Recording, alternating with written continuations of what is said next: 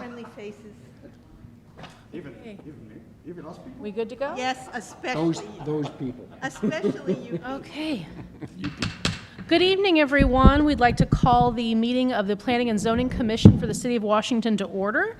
If everyone could please rise for the Pledge of Allegiance. I pledge allegiance to the flag of the United States of America and to the republic for which it stands, one nation, under God, indivisible, with liberty and justice for all. Roll call. Tony Gokenbach. Here. Mark Heidrich. Here. Mark Kleesner. Here. Mark Piontek. Here. Tom Holtmeyer. Sandy Lucy. Here. John Borgman. Here. Chuck Watson. Here. Samantha Wacker. Here. Carolyn Witt. Here. Sal Mariachi. Here. Okay, I did that out of order. I apologize, but we've got the pledge down. So if we can move on to item number 2, approval of the minutes from the May 11th, 2020 meeting. Does anybody have any comments, discussion, additions, corrections? Okay, if there are none, I'll take a motion to approve. Motion to approve. Second. Okay, motion approved by Chuck, second by Mark. All in favor? Aye. Any opposed? So moved. Moving on to item number 3, file number 20-0601. Applicant is requesting approval of a special use permit for an 85-foot cell tower at 128 Bush Avenue. Sal. Yes, thank you. So as stated on the agenda, the applicant is requesting a cell tower on 128 Bush Avenue, which is more commonly known as the Sharpshooters Club. So Bush Avenue is a public street up to the point of this property. It curves to the north of the Bush Brewery and then becomes a gravel road back to the Sharpshooters Club here. And this is the proposed location for the tower. You can see the site is zoned M2 heavy industrial. It was zoned that way, I think, back whenever the brewery was built, and it just was never changed. The brewery was rezoned to C2 about a year ago, if you remember, whenever that was purchased, and this remnant parcel has not changed use. So it still sits industrial, but however is utilized as a private club. The site plan, I know there's kind of a lot going on here, but this should have been in your packet as well. Well, before I get to that, I'll just kind of state we have not had a tower proposed since our 2017 code was amended. And we did change our cell tower regulations because in 2014 there was new laws passed at the state level that actually took away what cities could do for regulations on a tower, so it made our code more compliant with the state. But the main requirements of a tower now, post-2017, is that they have to be no more than 100 feet in height, at least 200 feet away from a residential structure, and then all other support structures must meet regular setbacks, and then there has to be landscaping or fencing around the base of the structure. So those are the main bullet points they have to hit in order to be approved as a special use. And in this case, the tower is 85 feet tall, so there's no concern there. The closest structure is the structure on site, but it's 120 feet. Now, that site plan did note it as a residence on site, and it said 120 feet from a residence, so it may have triggered to say, hey, this doesn't meet the code, but it is not a residence. It does not have a residential occupancy there. It is just that private club, and so it does meet the distance there, and actually there is another requirement that it has to be the height of the tower plus 10 feet from any other structure on site. And so obviously 120 feet is more than 85, so there are no issues there. Other than that, it meets the setbacks from property lines. You can see they are proposing a 20-foot gravel drive off of 10th Street. So even though this property is addressed off of Bush Avenue, this will actually have an access off of 10th to the south. So when they get a building permit, we will address it just for emergency services purposes, that it'll have an address off of 10th Street. And then here is the proposed, in lieu of landscaping, they are proposing this faux brick or stone fence, which does meet our requirement. So with that, we do recommend approval, and I will take any questions. Any questions of Sal by board members? Yes, Sal, I guess there's no easement to get onto that property. It comes directly off of 10th Street onto their property? Correct. So they have their own easement that they're proposing here off of 10th, but it's not, they're not creating a lot or anything, so there's no platting process required. but that is something that they can record on their own at the county level. Okay, good. Any other questions of Sal by board members? If there's anyone in the audience that would like to speak, please come forward, state your name and address, and we'll hear your comments.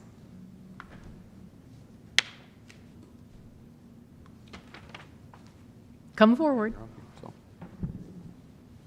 Good evening. What is your name and Good address? evening. My name is Jake Sprague with Network Real Estate. We Business are the address. 5055 Highway N, St. Charles, Missouri 63304. We are the applicants on behalf of AT&T, and I just wanted to say thank you for your consideration. The only thing I would add, and Sal had the picture up there, I brought out kind of an example of the fencing material that we have to use here. We found in the past, and I think in one of the other sites here in Washington over at the fairgrounds, they use this in lieu of landscaping. And the reason is it's durable, it's easy to keep clean, and we've run into issues in the past with keeping the landscaping up. So I just wanted to bring this and Would answer you any hand other that to questions. Commissioner Gokenbach behind you, and he can pass it around? Thank you. Thank you. What else would you like us to know? This tower is part of a couple of sites that were under development in Washington to enhance the cell coverage network for AT&T. We did explore a couple of other options. We actually spoke with Sal about the tower right here on the police department property, and it unfortunately didn't work for AT&T's network.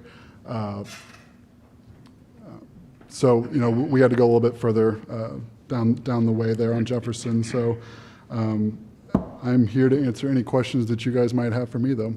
Okay. Any questions of the applicant by board members? Commissioner I have Corfin. one quick question. On the site plan, I see there's a proposed AT&T equipment area that's 15 by 29, I think, if my eyes are good enough.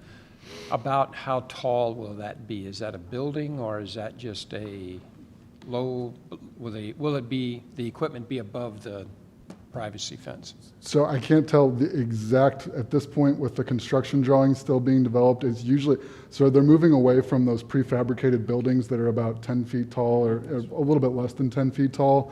And they're using what we call walk-up cabinets, which are sometimes on platforms that are about 2 or 3 feet off the ground and can end up being anywhere from 7 feet to 9 feet, which would be slightly at the fence line or poking above it, possibly. But at this point, with the construction drawings still being finalized, I couldn't tell you for sure what the height would be. Okay. Any other questions of the applicant? Yes. Okay, so on your tower plan, you show the equipment up at the top and 2 other alternate, for future expansion and stuff like that. Is that going to get into the tree line at all and stuff, or Is that going to get into the tree line? And the height and stuff of the trees and stuff, or are they going to have to, you're going to be modifying? yeah, so the tower height overall of 85 feet will stay the same. AT&T will be installing on that center line when the tower is initially constructed. And then right below there, those 2 future carriers will be Right. lower than, so there won't be need to expand the tower. No, but what I'm asking is, are you going to be cutting the trees for, the top of the trees, are they going to be below what your 2 other future? So the trees shouldn't be, so there will be tree removal for 3 trees for the initial install, and then after that, there should not be tree removal after that. If there is something that's coming over and touching the tower, they'll groom that tree, but there won't be tree removal. Okay. Okay. Any other questions of the applicant? Yes. So just one other quick question. I'm assuming then that you're leasing the site from the Sharpshooters Club Correct. and you're not purchasing, correct? Yes, Okay. it's a lease. Okay. Okay. Anything else? Okay, thank you very much. Thank you. Is there anyone else in the audience that would like to speak on this issue? Okay, discussion by board members. Okay. If there is no discussion, I will take a motion. Motion to approve. Motion approved by John, second by Mark. All those in favor? Aye. Any opposed? So moved. Okay, moving on to item number 4, file number 20-0602. The applicant is requesting a rezoning from R1B Single Family Residential and C1 Light Commercial to PDR, Planned Residential, and approval of a development plan for property located at 800 and 902 Locust Street. Sal. Yes, thank you. So before I get into the site plan and the aerials here, I just want to give a quick background of this property. I know a lot of you are aware of it. This has kind of been in the press for about a year now. But the city purchased these 5 parcels at different times over the last 5 years. And at the main priority in the beginning was to clean up the area. You can see it's the old Frykes Trailer Park, and then at one point the Frykes processing plant, which had been vacant as well. And so after the cleanup was completed, there was some discussions at city staff level and with council to decide what's going to be the best use of this property and try to get it back on the tax rolls after a number of years that it was not on the tax rolls. And there was a number of things that that we kind of looked at on what we were going to prioritize. And as a lot of you are aware, with our comprehensive plan, with trying to provide life cycle housing and more workforce housing, some housing that would be more suited for first-time homebuyers and young families, we came up with a plan to create a development that would target that type of developer and end user with young families and first-time homebuyers.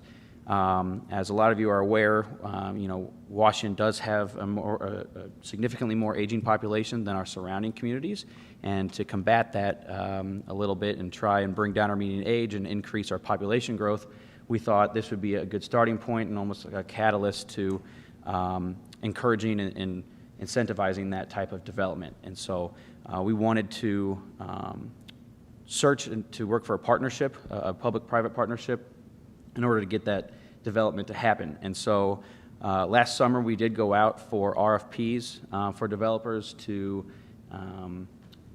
basically come up with their own plan of saying, here's our goals in mind, here's how we got to this point, and kind of explain that in our RFP and kind of had a vision, but we wanted to open it up to development groups to kind of get creative and show what they envision there.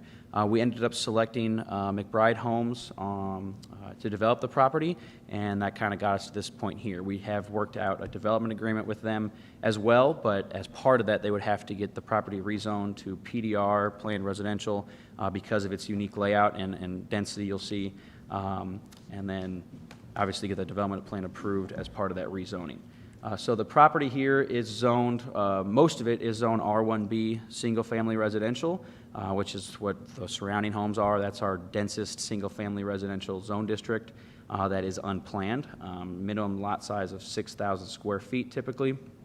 And then there is one piece there that is C1, which is the light commercial, and that used to be a parking lot for the Frykes processing plant. But that is the 3 parcels on the west side of Locust, and then 2 parcels on the east that comprise all of this development. So here is a site plan that has been submitted. It is 27 single-family homes.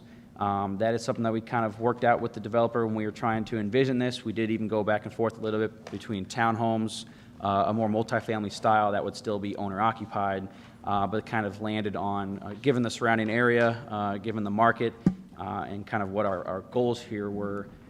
This is what both parties landed on, as more of a single-family development. So you can see there's 27 homes, 12 of which will be proposed to actually access Locust Street. And so there's 4 on the west side. Let's see, up to lot 12. Yes, so lots 1 through 12 will access Locust Street, and then the remainder will be on a new proposed road, which is Maple Valley Court. And this does access Locust Street. It is proposed to be 30-foot wide within a 40-foot right-of-way. Now, typically, if there was an unplanned subdivision, we would require a 35-foot street, but in this case, we are recommending, and they have agreed to, parking on one side. And so when you remove that parking on one side, it does save the room to shrink that up a little bit and save them on their lot sizes to make it fit into this unique shaped lot. And we encourage that. In this case, even in unplanned districts, we do allow parking on one side for 30-foot streets on cul-de-sacs. In this case, it is not a cul-de-sac, but it is a fire-approved turnaround. In the fire code, we do allow 120-foot hammerheads in lieu of cul-de-sacs if requested, and that is what they designed here.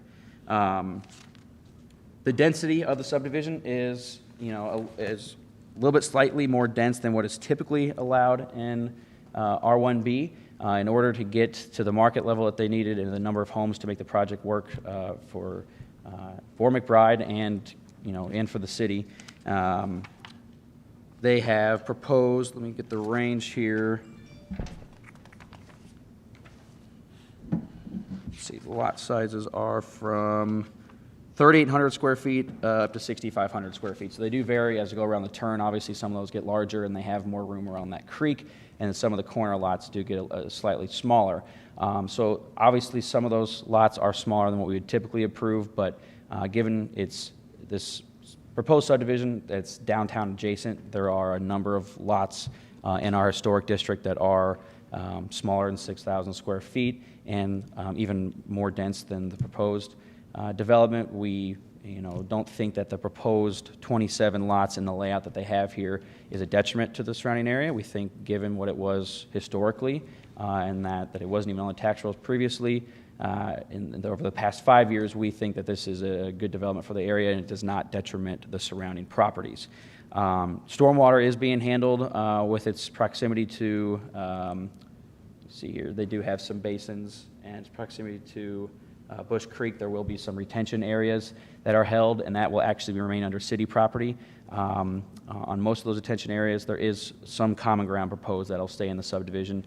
The city in 2018 was awarded a grant from East West Gateway for the Bush Creek Greenway. It was a 3-year grant, so it takes a little bit, but it is still slated to break ground January of 2021, and it will actually hug the creek here and will be in the backyard of all these proposed homes, which I think actually will be, a good marketing tool for the subdivision, being that access to recreational amenities. But this proposed plan, even more importantly, does save room for that and allows us to retain that ownership of what we need for the trail. Other than that, the city, city staff, we are recommending approval of this layout. The other things I just want to point out, they do have sidewalks proposed on both sides of Maple Valley, which is good for connectivity to downtown. Obviously, Jefferson has sidewalks. These are going to be connected to a trail that is going to get them right over to Jefferson and easily to our walkable downtown. There are sidewalks proposed on the east side of Locust Street as well in front of the new homes. Like I said, we're recommending parking to be unproposed on one side of Maple Valley Court. The fire hydrant spacing, if you notice, if you look closely, isn't listed on there, but that's pretty typical. We require that at construction drawing time, so they'll have to verify that they meet the fire hydrant spacing. And then lastly, like I mentioned, stormwater. That's our last condition of approval, is that stormwater detention be verified with city staff, and if it does have to be amended where it changes the layout, we'll make sure they come back to you all for review of a change of plans. But with that being said, we think that this proposed layout meets our goals and objectives of the projects from day one, and so we think it fits in nicely, and we are obviously recommending approval. Okay. Any questions of Sal by board members? Tony? Thank you. Thanks, Sal. In the analysis of the staff report, you mentioned that McBride Homes will market the development to younger families and first-time home buyers. Do you know where they're going to target or how they're going to do that? So I don't have the details specifically. That is part of the development agreement that is going to be approved by council next week, that they agreed to have some type of marketing campaign geared towards first-time homebuyers and young families. They do have some marketing material, I believe, tonight to share with everyone. I will say we tried to nail that down as much as we could originally. We even looked at putting requirements for first-time homebuyers, requirements for even we talked about age limits, but the Fair Housing Act is pretty clear about non-discriminatory. Or income bands or something like that. Or... Yeah, and so we thought the easiest way and to make it simple would be on the front end when it's actually getting developed, have it marketed as that type of development. So Okay. Any other questions of Sal by board members? Of course. The 30-foot street, is that back of curb to back of curb? It is.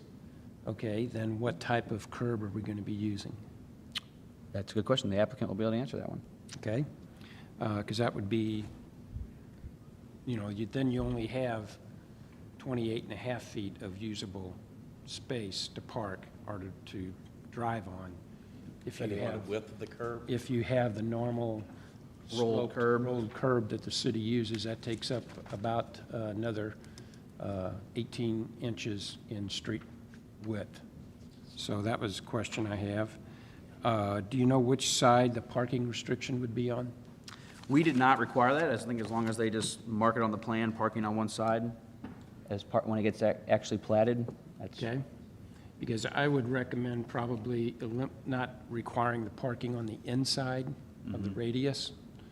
Let It increases the. It increases your turning a little bit, and that way you don't lose as much Right. parking, I guess. No, that makes sense.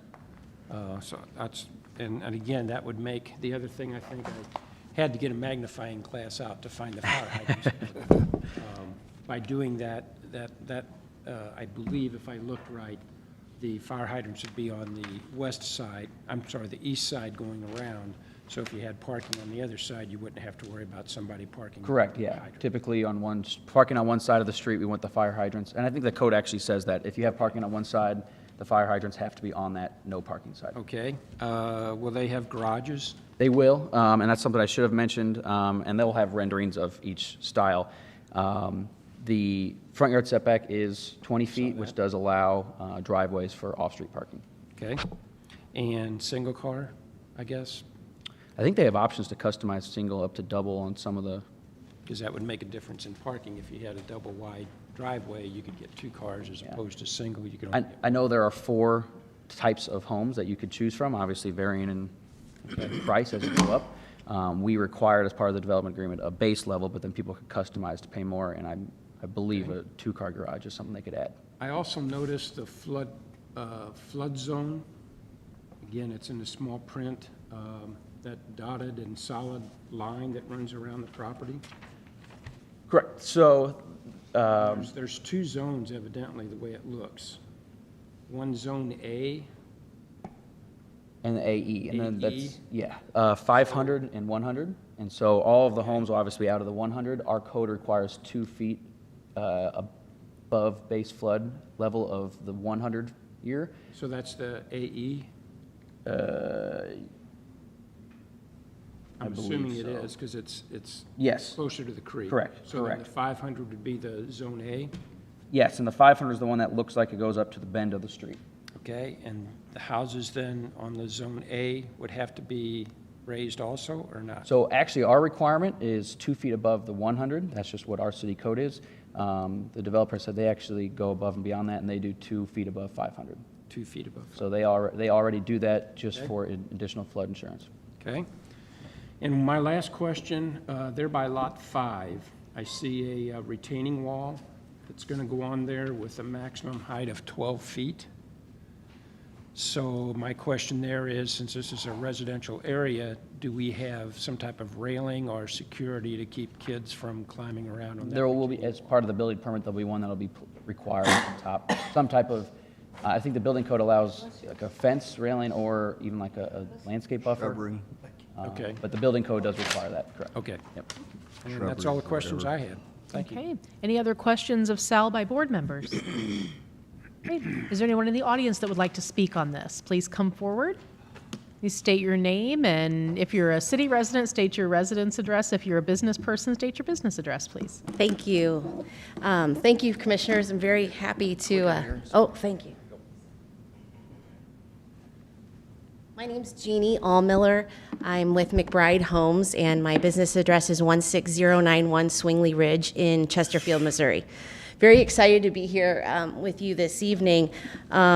Just a little bit of background about McBride. You know, we've been in business for over 75 years, and what's interesting, we find one of the many things we find very interesting about your city is you have a lot of generational businesses like ours that have lasted for a very long time, and you seem to foster those here. And so we've been, that's one of the reasons we've been very excited about trying to enter this market and build out here with you guys. So when this opportunity arose, we were very excited about it and very excited and honored that the city selected us to participate in this process, and very excited to show you the home plans that we've selected tonight. So thank you for giving us this opportunity. We appreciate it very much, and we're so excited to be here with you tonight. So, already talked about this. We've been in business for almost 75 years, currently building in 48 neighborhoods in a little bit in Illinois, but mostly in the St. Louis metropolitan area. We're the largest home builder actually in the state of Missouri. Again, long history in the greater St. Louis metropolitan area, but not so much here. So we're very interested in your market, in your area. And we're excited about the partnership opportunity that this presents. And again, we love that generational business that you fostered, such as, you know, the Bush Brewery. We love that story, and the Mercy Hospital. Those are just good examples, things we identify with as a company as well. So Sal already talked to you about this site, so I'm going to go kind of fast to this site and maybe get more toward the homes and present those ideas that we have with you about the homes. But there's the site, a little over 5 acres.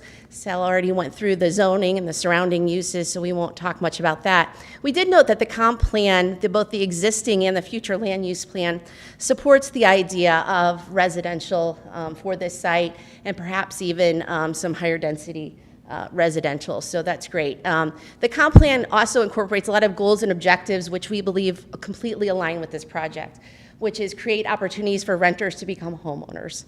Another creation of residential zoning districts which allow some smaller lot sizes, and to promote the construction of a variety of housing types. We understand that that's one of the big goals of the city with this project. And to utilize a planned development residential district, which we're doing with this project. So very aligned with your comprehensive plan goals. Here's another version of the plan. As you can see, there's 27 lots there. We've been kind of walked through there, and we can see that many of the lots are fronting on Locust. We are going to create the new Maple Street. What I'll probably do now is try to answer some of your questions, Commissioner, with the site design. I think you were talking about parking on one side of the street, and you were suggesting that this be the side we don't park on? If that's the side the hydrants are on. Yes. You don't And- want to park on the same side as where the hydrants are. Yes, And so- I couldn't really tell from these maps. We were proposing to put the hydrants on that side, so that's consistent, and just allow the parking on this side. Okay? So that's consistent with what we are planning. Your next question was about the street construction, and it's an all-concrete street with a 6-inch curb, and of course, concrete curb width. Is it Excuse me. a squared curb, or is it a rolled? I'm going to look to our Rolled curb. engineers. Rolled. Rolled? Okay. And I should have mentioned at the beginning of my presentation, we do have a team of some engineers. Jeremy Roth, who heads our development entity, is here. He's president of that. We have some folks that are in the sales and the home building side. So if I can answer a question, we better be able to answer it with the team we have here. So if I look back on some of those engineering questions, that's why. So did I answer most of your site design questions? Okay. I think so. Okay.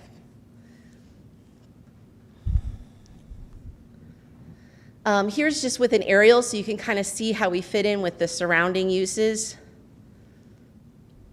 And just a recap of the features, we've already talked about most of this. It is 5.3 acres. It's 27 single-family detached homes. And that is an important part of this plan, is that the lot will be owned by the homeowner, so maintained by the homeowner. It's not a townhome product or a maintenance-provided product. Creates vested ownership with the ownership of the lot and the home on the lot. 2 acres are going to be conveyed to the city for a public park. There are 4 different home plans, and I'm going to go into a lot of detail about the home plans because I know that's a really exciting part of this project in a second, show you a lot of elevations. We have 2 and 3 bedroom options with 1 or 2 car garage options. We always fully sod all of our lots once the construction's complete, and we have a nice landscaping package, so we don't just leave the home bare when we turn it over. It's nice and green when we turn it over. We have very modern floor plans and amenities in our homes that families are looking for as sort of modern housing options. We'll walk through some of those in a second. This product for us that we're offering here completely aligns with the city's goals on workforce housing, that sort of lifestyle housing, first-time buyer housing. That's when we sell this in other areas, that's who we see buying these types of homes. So that completely aligns with these product choices that we're making. So I want to go into some detail about the homes. This is the first of 4 plans that were offered. And just so you know a little bit about McBride, what we do is we allow the customer, and we will do this here, to select, if you want to come in and select your home site, your lot, and then completely design your home, okay, which is really cool. And I'm going to talk about our design studio in a second, which is just fabulous. So you can completely design your home. You can pick from one of probably 6, here with the Arlington, we have a couple of different options, but you can select some brick colors, some siding colors, so you can really feel like you're getting that customized home. And of course, with the interior, you can go crazy, or you can, you make your investments. We allow the customer to choose their investments. What do they want to invest in? Sometimes the kitchen cabinets are really important to the customer. Sometimes it's that master bath that's really important to the customer. What's great about this process is we let the customer's lifestyle and choices dictate what they want to invest in the home, which is really cool and a really fun process for our customers.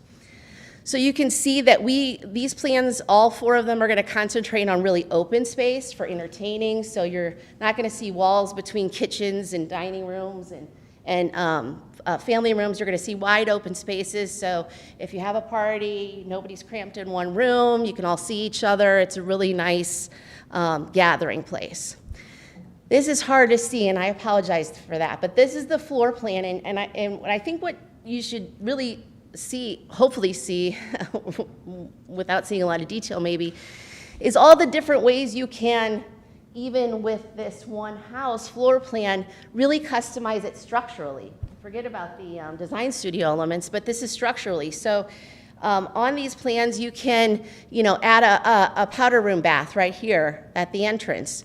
You can increase the size of your already huge walk-in closet. You can redesign maybe where you want to put the laundry up on the 2nd floor, which is really convenient instead of putting in the basement, because your bedrooms are up on the 2nd floor. You don't have to haul the laundry baskets up and down the steps. In some cases 2 flights of steps, not even just one. So you have that option.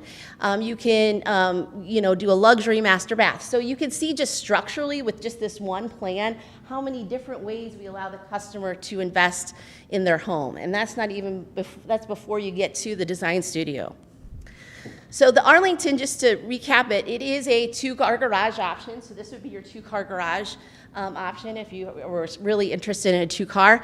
It is a 2-story plan with both bedrooms. This can be built as a 2 or 3 bedroom, and all your bedrooms would be on the 2nd floor in this plan. Here's the Summerfield. Now this is just a ranch plan. So this is somebody looking for maybe not as many steps in their lifestyle. And again, what I love about all of these plans is you can see the kitchen here. This is looking into this family room here. This is all wide open, lots of entertaining opportunities. And again, this is a 1-car garage. And you can see even with this ranch plan, you have some options in the structural elements that you could do. You can do fireplaces. You can add a washer and dryer area on the 1st floor. So again, you don't have to walk up and down the steps to do that laundry. I'm on the wrong plan there. Just different ways to customize your floor plan, which is awesome. The St. James is another 1-car option. Nice open floor plans just like the other ones. You can see all the way through. And again, customize. You want an even bigger walk-in closet? We can do that. We can do an optional 2nd floor laundry again with this plan. Things like that, which are just great ways for the customer to choose to invest in their home. The Montauk, actually this is a personal plan for me because this is the first home I ever bought coming out when I graduated. So if that tells you anything about what kind of person it attracted me right after I got my degree and got a job, because this is the perfect house for someone like that. It's small enough to maintain, but has a lot of room. A nice flow, kitchen wide open to the dining room, to the living room. Has a one-car garage, has this neat switchback, which is very architecturally fabulous staircase to the upstairs. You can again do that second floor laundry up there, so you're not hauling laundry baskets up and down that staircase. Really nice options. I want to talk a little bit about our design studio. So I said that customers have the option to select their lot and build their home. We also do some market homes, which is we'll build a few market homes along with a display here, so that if someone wants to move in right away to make a school year or make a job move or something like that, any reason whatsoever, we're going to have a few of those available. And we have a great award-winning design studio where we have a set of designers who select those options for the market homes based upon very real-time market feedback. So they're very well-appointed homes. Right in line with what we're seeing with that buyer. Or if you want to select your lot and build your home, which of course we encourage, you would get to take a trip, several trips, to our 10,000 square foot award-winning design studio. It's the only one in the state, and it's just awesome. We have all types of ways to educate the buyer on sort of what kind of investments they can make or want to make in their home. What's great about our pricing, and we'll talk about our marketing in a second, is that you don't have to spend any money at the design studio. So everything's included. Your cabinets are included, everything like that. If you want to make different choices about those investments, if something's really important to you, maybe something's not quite as important to you, you can make some changes to those selections that you've made in the design studio. We have had I just want to say we've had great and tremendous feedback from our customers. We've been operating almost 2 years now at the design studio, and they just love it. Very personal attention. You're one-on-one with a designer. They really listen to your lifestyle, hear you, help you make good choices about where you want to invest in your home. So the city was very interested in talking about marketing for this, and I heard that question before. And so we have our own in-house marketing department. We don't use an outside advertising agency or anything like that, and they are awesome. So I'm going to show you some mock-ups that we did for here, which is really earlier than we would ever do this, but I wanted to show you what our ideas were about the marketing and advertising. And to answer your question, where would we market? Actually, the answer to that question is really mostly online, social media right now. That is a particularly booming area to market. We're spending a lot more dollars nowadays on social media and online presence than we ever did before. We're sort of pulling back from that newspaper, newsprint type area. And we would, I think your question would be geared toward more geographic. And I think we would use our marketing dollars both in the metropolitan area where we market now and out here, so that we could demonstrate to your existing population that this exists if we want to convert the renters into home buyers, right? But I think you'd also be happy if we pulled some people from some other communities and brought them here, right? So we're definitely going to do both ways. Okay. Answer your question. Does that answer your question? Fabulous. Okay, cool. So these are some ideas we had for some sample marketing. You know, really, I know it's hard to see, but really focus on what attributes your community has. You know, what's really cool about your community is that you have a lot of fun festivals, right? You're in wine country. So now if I live here, I don't have to drive so far to enjoy those really fun things that we all like to do on the weekends. So really, I know you can't read the fine print, and it's not really fine print, but it is up there, is we're talking about those types of things that this community has to offer. So those kinds of things would be more geared toward pulling people out here rather than marketing to the people who already know all those things here. So here's some more, just focusing on, again, a lot of that lifestyle with these pictures, showing some home elevations, but these are more lifestyle types of opportunities in the marketing campaign. in one of these, it may be hard to see, but just wanted to briefly touch about price point. The city was very concerned that we hit the right price point. We believe right now, we're still crunching numbers, things are still in the works development-wise, but that we would start this community in the 180s. Okay, so that means you could absolutely buy a home at 180. We're trying to get that a little lower. I think the city's interested in doing that, and I think we will be able to do that, but what I can tell you right now is 180. Now, customers, if they go to the design studio and want to select other things, that will bring that price point up. So if they want to select a really expensive countertop or cabinet, that will bring that price point up. But they don't have to. So when we market a price, that is inclusive of everything. They just get to choose the color, right? So it's not missing any components. So a customer doesn't have to spend more money at the design studio, but if they want to make more investments, they can. So our goal is to get that a little less than that. I know the city would like to see that, but that's really kind of the, that 170, 180 is where we're targeting. What would be the top that you would spend in this development if you were a home buyer? I mean, I could foresee somebody putting an investment here if they bought the Arlington 2 car, putting an investment here, selecting some higher end and finishes, it approaching 240 perhaps. I mean, am I wrong there, Erin? Probably, yeah. I'm just trying to get a sense of Yeah. the range that Yeah. people could expect. Yeah, it's possible to spend, it's possible to spend a lot or a little in the design studio. It's just where you want to. Every option and you Yeah, made the most you custom. could spend 100 more than you could spend 100, but nobody's gonna probably do that here. We see that more in some bigger products. So I would say you'd probably see a top out around 240, 250. I mean, is that probably right? Okay. It's just based upon our feel for this buyer in this market.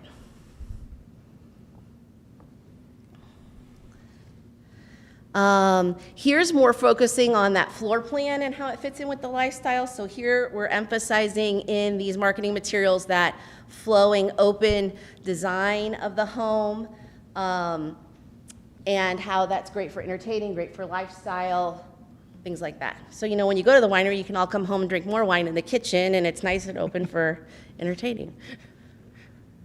So that was all I had. I'm happy we've got a whole team here to answer questions. We are extremely excited about this and really appreciate you giving us the opportunity to come, invite us, and we view this as a complete partnership with the city, so we are so excited. I will just mention before I sit down that there were conditions in the staff report. We're in agreement with all those conditions. So thank you, and we're here to answer any questions. So before you sit down, are any other questions of the applicant by commission members? Yeah, I'm sorry if I missed ahead. it. Are these slab homes or they have basements? Oh, great question. All but 3 of them will be full basements. The reason the 3 will be slabs, and I believe that's lots 1, 2, and 3. And we can go backwards and I can show you. Are you interested to see where those are? Oh, I'm just Okay, just 3 out of the 27 will be slabs, and that's because we're running up against that floodplain in that area. Right. So we don't want to take any risks there. So the good news is 24 will have basements, which is great. Well, that's good. I Yep. didn't think we were going to get that many. Yep. And also, are you guys going to offer, I know you guys do from time to time with Union Building Trades, you guys offer, you combine with the Local 36, Local 562, and get these homes down even a little bit more. Is there any kind of plan on? You know us. Yeah. I'm in the trade, so I know how. I'm very proud of the statistic. We are the largest union residential home builder in the country, not the state, the country, which I'm very proud of. So every year, I say every year, I hope it continues, we do a program with the unions and the trades where the trades actually participate in a home building discounts for home buyers. That happens sort of on an annual basis, so I don't foresee us discontinuing that program ever. It's a great partnership. It's every year, though, we have to decide, is everybody in to participate? So, Okay. yeah, I don't foresee that All right. going away, but yeah, we have a great relationship with the trades. Yeah, I was hoping to see that because I was glad that you guys got it as far as a union participation program. Yeah, we, as long as they're willing to participate, I foresee we're gonna be in there with them. I'm sure they will. So, yeah. Oh, John had a question. Yeah, a couple more. As many as you want. I know. The lot width at the streets, it doesn't really show that on the plot plan. Do you know about, I know they're going to vary, but do you know about what they're going to be? I think we have a minimum of 38-foot width. 38 feet, so if you had a two-car garage, that would have a 20-foot driveway? Would that be correct? Okay. So I'm just thinking about parking. Yeah. If you're going to put the parking on the outside of the Yep. curve, those are probably the homes that have the larger lots, maybe. And I'm just wondering how much on-street parking you're really going to have with the driveways, and have you done that, put that together on your plan yet to show that? Isn't it really hard to do because we don't know if it's gonna be a two-car or a Or, one-car? so you don't know that yet? Customer chooses, yeah. But the good news is if they're choosing the two-car, then they've got two spaces Then they in got, the correct, driveway, that's two exactly right. spaces in the garage. Right, So- right, okay. And Side yard setback, Sal? 6 feet. Yep. 6 feet. Which does actually meet our normal R1B. Okay, and that's for single family or single story? What about two-story? It's the same either way. Doesn't make any difference? Okay. 12 feet between homes, so. Okay. And then the only concern I have with the design options, it's great going in, but if somebody would want to upscale and add another 50,000, and now 2 years from now they want to sell, we're really not helping our lower housing pricing on the resale down the road, because that's what this is being geared towards, correct? Is starter homes? Right, So yep. probably we would expect people to sell them and move up to a larger home or something else, but then that next buyer may not be as willing to pay that kind of money in that development. So I just was wondering how you It's a great question. We have a handle couple that. ways to combat that, which we're going to implement here. The first is, people always, when they see a display, that sets the tone, right? Right. So we're not going to overbuild the display here. Thank you. Okay, so we're not going to invest a ton. We want to build it and meet that market. The other good thing, and we really work hard on, I think we're better than anybody else at, is our market homes. We don't overbuild our market homes. Okay.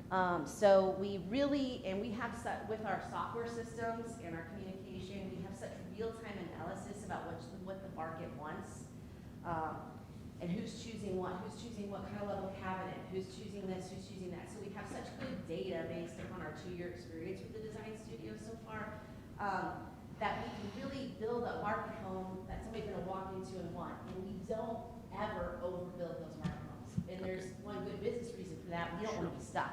Right. If we're building at $50,000 over the market, we don't want to be stuck having to discount now that and taking it a loss. And number two, we want to meet the market. And we understand what this market is and what the goal you're trying to do. So we're not going to overbuild our market homes, and we are going to build some here, and we're not going to overbuild that display. And I think that sets the tone for what the customer's envisioning as they go through.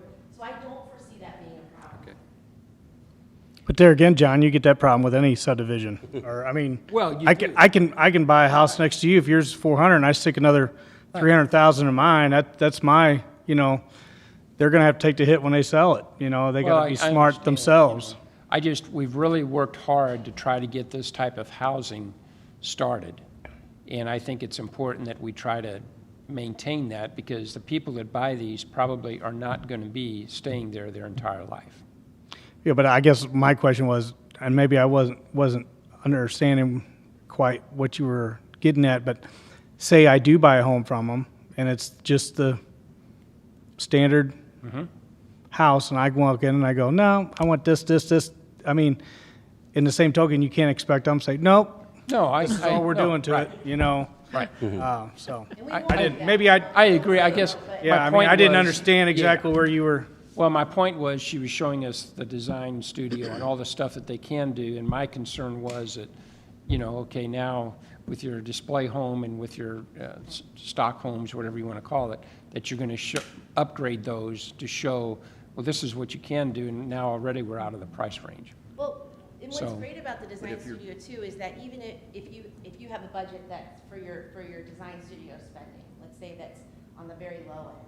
What's great about it is you get the same experience as someone spending $100,000 Right. at the design studio. You get that one-on-one personal attention, and it's not like you just get one choice of color. Right. You get several choices of color. So even though my budget's pretty low, I can go in there and feel like I'm getting the red carpet treatment just like I'm spending Sure. on a $700,000 home. I'm getting the same treatment there, and I get some selections. So that's what's great. Or if I want to invest, you know, that's my choice, and I can invest that. And we're not going to say no, but the way we're going to market it in designer homes, I think we're going to target that Okay. buyer. I had a couple questions. The two-car garage option, would that fit on every one of these lots theoretically? I think it would. Yes, yes, Oh, okay. yes. So in theory, someone, you know, we have enough for everybody. Okay. Yes. How many displays do you plan to build, and what are your price We- points for the displays? Yeah, we don't have the price points for the displays worked out yet because we're still crunching numbers. I don't know that we exactly know today how many displays we would build. We'd at least build probably two. Probably one or two. Yeah, in a small development. Yeah, it's small, yeah. And a bigger one, we would build much more, but we're between 1 and 2 here, so. And I have one more question. Yeah. Kind of like John tonight. But, so, you know, we have a lot of, I'm sure you guys have same contractors you use here and here and here. But just to let you guys know, we do have a lot of good union contractors out here as well. So anything we can do local, be appreciative. We're totally awesome. It's totally awesome, and Yeah. we will very soon start making those connections. And you know, we have a whole purchasing department, and we're happy to get involved and get them working on finding some local folks. I mean, no guarantees, but we want to have those Right, conversations. right. Absolutely have those Right. conversations. So always looking for. Looks good better in our talent. community. What? It looks a lot better in our community when we Absolutely. see a local truck. Yep, absolutely understood. Any other Definitely get those conversations rolling. questions of the applicant? Yes, John? Not a question, but I just have some numbers I'd like to share with the commission. We talk, you know, and I always talk about streets.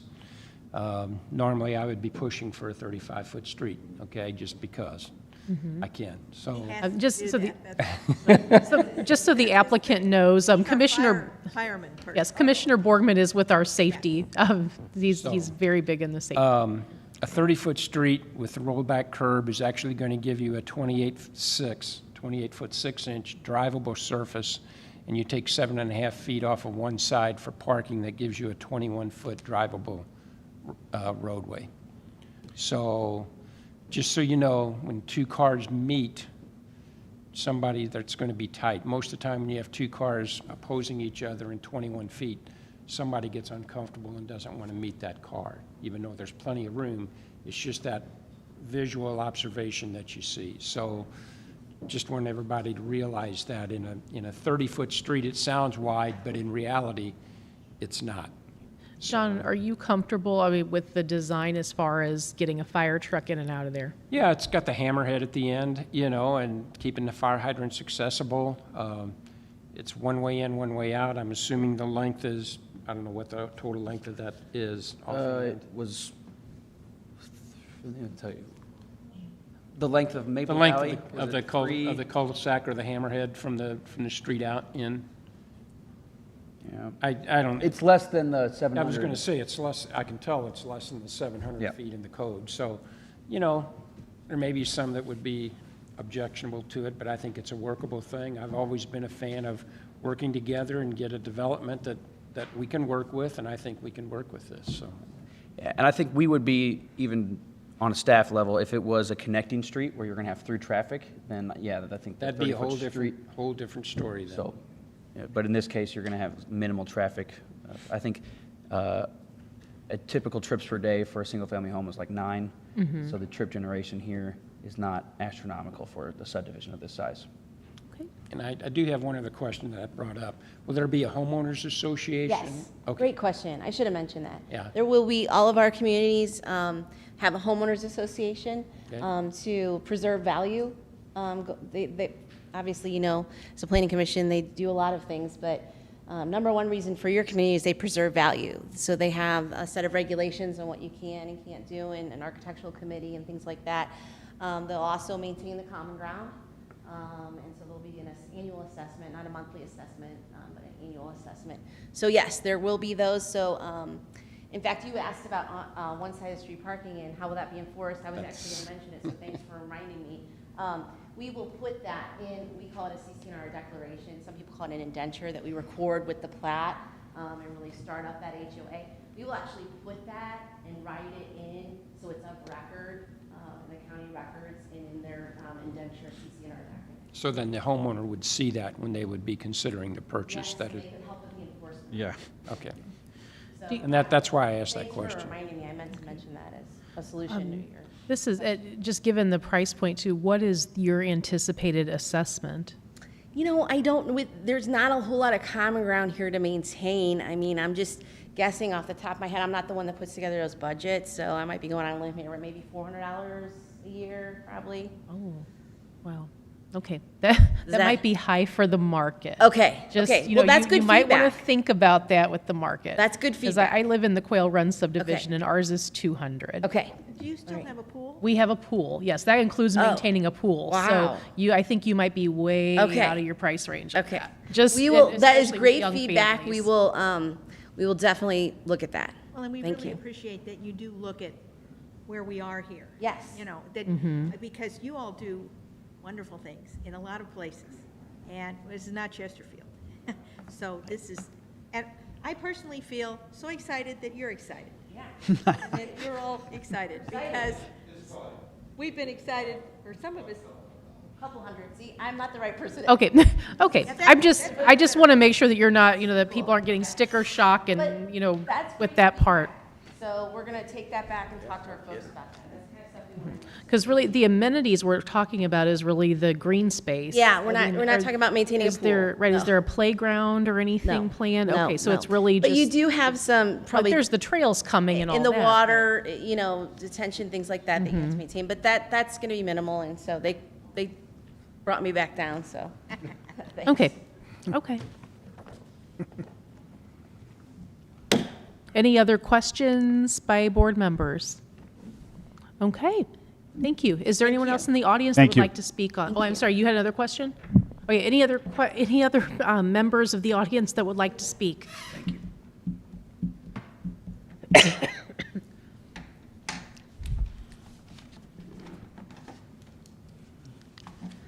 Good evening. Please state your name and address. My name is Kim Young. I live at 509 East 11th Street.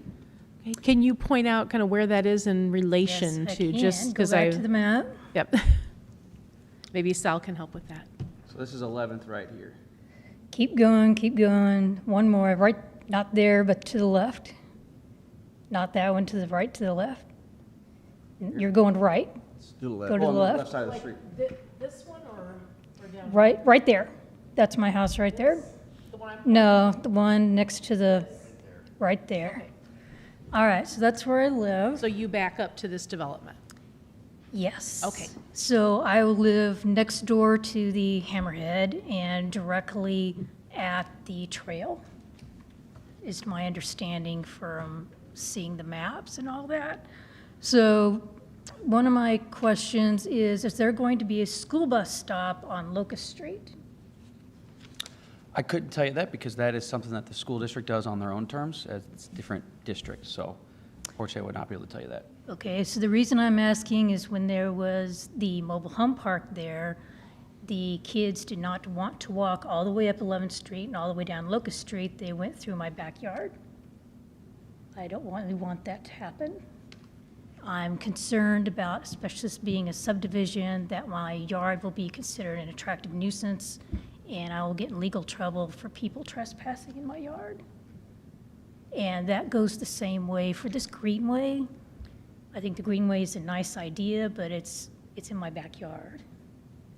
So what is your plans for restricting access to people's yards, or is that up to me to spend thousands of dollars on a new fence? Well, it would be up to you, not necessarily for a fence, but I mean, if there is a continued issue, to contact the police for trespassing.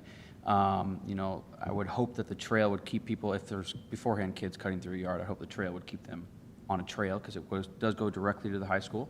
And if it would help with a stop on Locust Street for a school stop, There may be a mileage distance that they normally don't stop if it's too close to the school, but we have a great relationship with the school district. If it would help, we can There's definitely a school talk. bus stop right at Sunnyside and 11th Street. Oh, so that's close, so yeah.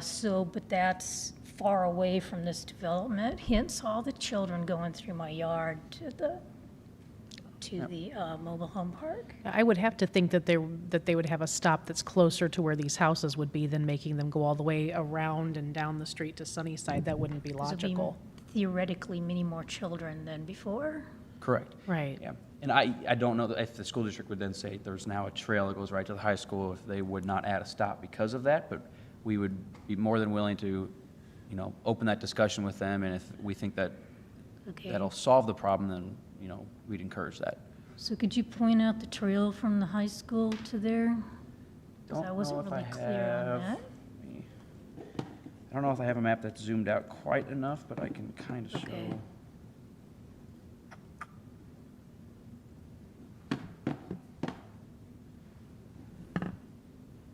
So this doesn't go all the way out to the high school, but it will hug the south side of this creek here. So it'll follow on the creek? Correct. Follow the creek. Down So the that's south not side. currently developed? We'll have a trail. Yeah, it's not currently developed. I will say, you can tell during this time of year, well, I guess when school was in session, definitely believe that you kids were cutting through there because you can just see where the grass is dead from so many kids walking down there anyway. So it kind of was the natural area to put a trail, but hopefully with this being more of this will be just like our riverfront park. It'll be maintained by us and monitored by us. It closes at sundown just like our riverfront trail. I would hope that with it being developed up and having more usage, that hopefully it keeps people from Okay. some accountability. I mean, there's not just going to be kids, there's going to be families utilizing it just like a riverfront trail, and you would think that would keep people from hopefully doing So that. there's not a fence as part of this plan? It is not. So it's actually, because it's a little bit lower, below, the elevation. As you get down here, it does go, it's hard to tell. So but there's no fence along where the hammerhead's going to be either? Not as part of the trail development, no. Or as I part of the don't other believe, development? I don't believe there's a fence. The hammerhead No. ends, the corner, the bottom corner's right at my left neighbor's house? Yeah, it looks like it's diagonally right about here. Yeah. Yeah. So who owns the lot right at the bottom blue corner? The city owns this lot. So are they going to clear out the trees that are there right now that are in disrepair? Well, we have an arborist who Yeah. can look at it, but as of right now, the trail is planned to take out as little trees as possible and kind of go around them. But, obviously, it's not a current park, so we have not been studying those trees. Just like with our riverfront, if they see a tree is dead or it could be hazardous, it will be taken down. But Okay. right now, the trail is planned to take out as little trees as possible. Okay, because I'm asking because no one has maintained that area and several trees have fallen on my fence and damaged my fence, so Okay. I was concerned about that. I didn't know who actually owned that parcel of land, and I would really not like that to Yeah. happen. So it is ours, but you're right, it has not been maintained since it hasn't technically been a park yet. But as of 2021, when the construction starts, it'll become part of our maintenance system, just like anything else. So, Okay, because the lot hasn't been mowed either. All right.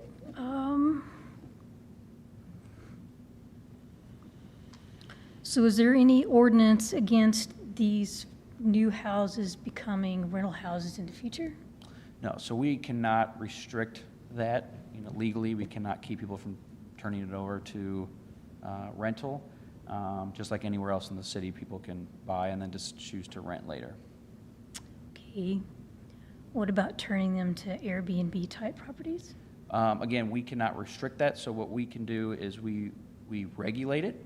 They have to get, in this location, they'd have to get a special use permit, which means we would have to notify not just this neighborhood, but just like you got a letter, everyone in the surrounding area. I will say on top of that, some HOAs can build that into their subdivision rules themselves. And so that would be up to them if they want to add that, but we cannot require that. Or we can't prohibit it, I guess I should say. What say you? We can't hear your question. What she's asking about is whether, whether it would be an Airbnb. Would you allow Airbnbs in your subdivisions? HOAs are subject to regulation on this issue as well. We are as strict as we can be on it, let's put it that way. But the law is evolving on this, but we prefer to our homes, you know, to be used by the homeowners that buy them. We can't control what happens afterwards, but we are as strict as we can be in our current CCNRs about leasing and Airbnb, put it that way. Okay. How long do you anticipate this subdivision to be built out? How many years? I think May 2021 is what's Just a year? like in the development agreement, correct? The development Yeah. would be done, build out would take, probably 2 years after that. I guess depends on how quickly the lots total? sell. Yeah, the infrastructure is by that point, and then depends on how quickly they sell after that.